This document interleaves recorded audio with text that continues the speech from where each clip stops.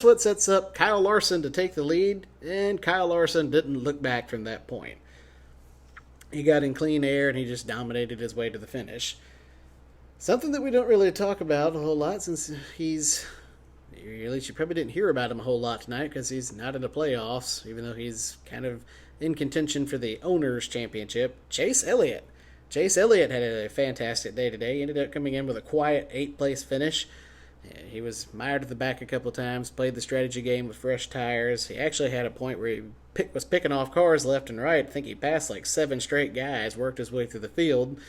But he ends up working his way to a quiet 8th-place finish today as Chase Elliott still looking to see if maybe he can get a win to give him some momentum going into next season. And last but not least, going back to Kyle Larson's win here, it may or may not have happened without the help of Cliff Daniels. I mean, we already know Cliff Daniels is a fantastic young crew chief.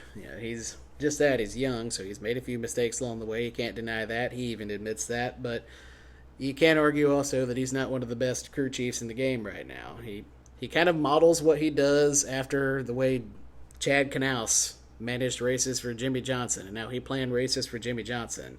And on top of that, if you've ever seen the movie Days of Thunder, Tom Cruise's character in that movie, Cole Trickle, is a hot-headed but very talented young driver that kind of has a real quick temper about him.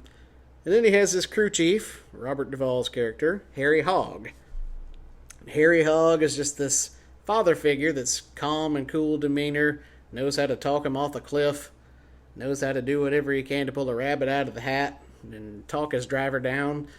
That's what Cliff Daniels is to Kyle Larson. They just have that kind of a relationship, that same dynamic. It was late in the race here. Kyle Larson was running a little bit loose, and he was, at the time, he was working his way up through the field. I think he was up to 3rd place, or no, he was up to 2nd place, and he was working on trying to haul in the lead there, but he got loose, bounced off the wall several times, ended up falling back to 5th position. Naturally, with a driver that young, with a lot of talent that's in contention to try to get the automatic ticket to the next round of the playoffs, he got frustrated. Kyle Larson does tend to get frustrated really easily, and Cliff Daniels did what he had to do. He came in, he gave him a nice stern but calm talking to, and talked him off the cliff. Next thing you know, Kyle Larson's dominating his way to a win. He calmed down, relaxed, and he did what Kyle Larson does. And that's what Cliff Daniels said when asked about it in his post-race press conference. He said, when Kyle is on, we know what he can do. I'm going to do my best to be his biggest cheerleader and calm him down, because when he's calm, when he's not under pressure, he's incredible. And that's exactly what he was today. He was dominant to the end. Congratulations again to Kyle Larson as he picks up Hendrick's 299th win.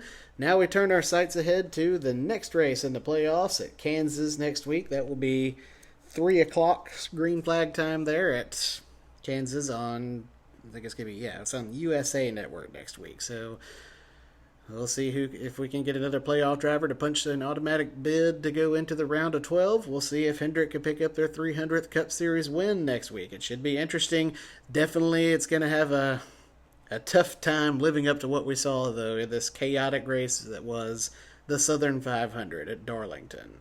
That'll do it for this week. We'll see you next week